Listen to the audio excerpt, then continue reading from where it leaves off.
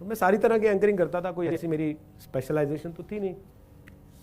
तो मेरे एक बॉस ने मुझसे कहा कि तुम्हारी क्या स्पेशलाइजेशन है? मैंने कहा सर मैं तो सब कर लेता हूँ। तो उन्होंने कहा भाई सब तो कर लेते हो, किसी चीज़ में मास्टरी तो होगी। मैं सर सब में मास्टरी है अपनी। तो उन्होंने कहा कि गुरु ऐसा है, सुनो आगे नहीं चल पाओगे इससे, कहीं मास्टरी बनानी होगी। मैंने कहा सर किस में बनेगी? बोले क्रिकेट में बनाओ। मैंने क्रिकेट का सीन ही देखा था तब तक, मैं तो अपने घर के बाहर क्रिकेट नहीं खेली थी आज तक कि बॉल तेज लग जाती थी। तो मैं घर के अंदर वाली क्रिकेट खेलता था केवल अपने भाई के साथ जितनी खेली थी। तो मुझे लगा क्रिकेट पे एंकरिंग करना। मैंने कहा यार अच्छा चलो मैं सोचता हूँ, कोई बात नहीं। अभी उन्होंने मुझे ऑफर दिया ही था, उसके 2 दिन बाद अचानक से मेरे पास कॉल आया कि आज शाम को तुम्हें क्रिकेट का शो करना कपिल देव के साथ। Kapil Dev was the guest. अब उससे बड़ा तो आदमी था नहीं उस वक्त हिंदुस्तान की क्रिकेट में कपिल देव से। तो कपिल देव के साथ बैठ के क्रिकेट का शो करना, ऐसे आदमी को जिसको क्रिकेट का सीन ही आता हो, वो क्या करेगा? मुझे लगा आज तो हो गया, नौकरी खत्म। आज ये आधे घंटे के शो के बाद तुझसे बुला करेंगे भैया ऐसा कुछ ना आता तुमको, तुम अपना वहीं करो, पर्दे के पीछे रहो, वीडियो एडिटिंग करो। तो मैं कैंटीन से खाना खा के निकल रहा था, अखबार एक उड़ता हुआ आया, पैर के पास पड़ा, मैंने उसे पाँव मारा तो वो उड़ के मेरे ऊपर ही आ गया। किसी ने ब्रेड पकौड़ा खाने के बाद फेंका होगा।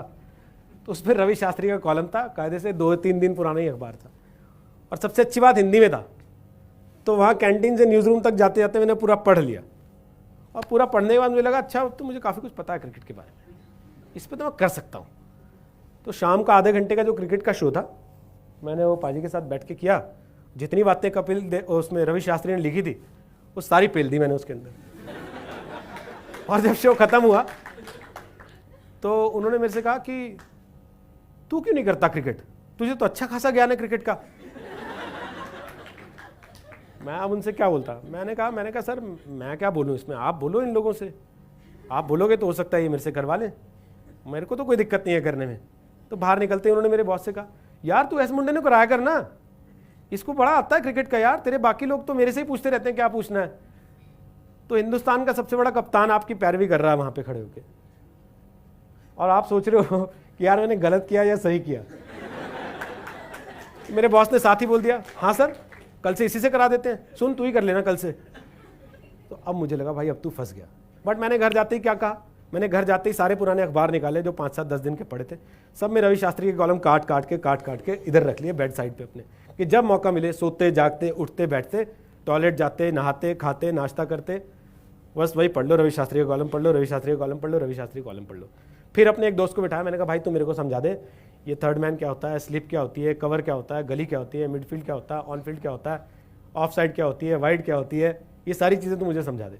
उसने बाकायदे ग्राउंड बना के कागज़ पे सब चीज़ें मुझे समझाई सिखाई। और ये बात केवल उसको और मुझे ही पता थी कि जो आदमी टीवी पे रोज क्रिकेट का शो कर रहा है उसे ग्राउंड आज सिखा रहे हैं हम लोग कि कैसा होता है।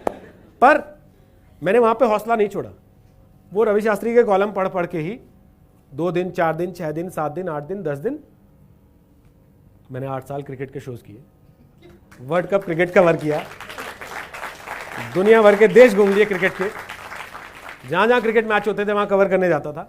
और आपको यकीन बताऊँ पहली बार जब मुझे सड़क पे किसी ने आके रोका, मैं कॉम्जम रेस्टोरेंट में खाना खाने गया था रात में निज़ामुद्दीन पे, तब नया नया खुला था, बहुत क्रेज़ रहता था उसका, बहुत भीड़ होती थी वहाँ, तब उसकी इमेज इतनी ख़राब नहीं थी जितनी आज ख़राब है, लोग परिवार के साथ भी आते थे। तो मैं गया वहाँ पे बैठा हुआ था मैं अपने दोस्तों के साथ 2-3, तो 3 लड़के आए आपकी एज के मेरे पास 20-22 साल के, भैया आप रोहित सरदाना हैं? मैंने कहा हाँ बताइए। आप जी न्यूज़ पे क्रिकेट वाला प्रोग्राम करते हैं ना? मैंने कहा ये अपना क्रिकेट का शो करना सक्सेसफुल हो गया, आज पहली बार किसी ने जो है बाहर आके पहचान लिया है कि ये आदमी वही है जो टीवी पे आता है। आप सोचो मैं जब अपने घर से निकला था तो मैं ये थॉट लेके निकला था कि भाई आप जब बाहर निकलो तो लोगों को आपको पहचानना चाहिए।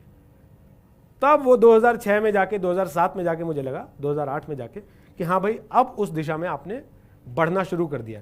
अगर मैं पहले दिन उससे कह देता कि सर मेरा तो क्रिकेट में कोई ऐसा है नहीं इंटरेस्ट, मैंने कभी जीवन में क्रिकेट खेली नहीं, जैसा हम आमतौर पर करते हैं, कोई अपॉर्चुनिटी आती है हम उसको अपने उस पर टेस्ट करते हैं कि भाई हम इसके साथ कितने कंफर्टेबल हैं, और हम फाइनली उसको डिनाई या एक्सेप्ट कर लेते हैं। वहाँ पे आने के बाद वहाँ क्या होता है, वो अपॉर्चुनिटी जब हमारे हाथ से चली जाती है फिर हम बैठ के रोते हैं कि यार मौका आया था चला गया।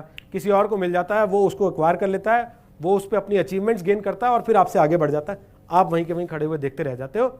आप बाद में कहते हो जैसे वो शाहरुख वाली फिल्म थी चक दे, तो बाद में कई हीरोज़ कह रहे थे हाँ वो मुझे रोल ऑफर हुआ था, मैं उस वक्त कर नहीं पाया क्योंकि मैं बिजी था। भाई शाहरुख खान ने कर लिया और चक दे इतिहास बन गई, है ना। दंगल आमिर खान ने कर लिया, वो इतिहास बन गई। ऐसी कितनी फिल्में आपको मिलेंगी जहाँ पे एक हीरो कर लेता है, वो इतिहास बना देता है, और बाकी के लोग बाद में आके कह रहे होते हैं एक्चुअली ऑफर तो मुझे ही की गई थी लेकिन मेरे पास टाइम नहीं था। भाई तब तेरे पास टाइम नहीं था, अब तेरा टाइम खराब हो गया इसी वजह से।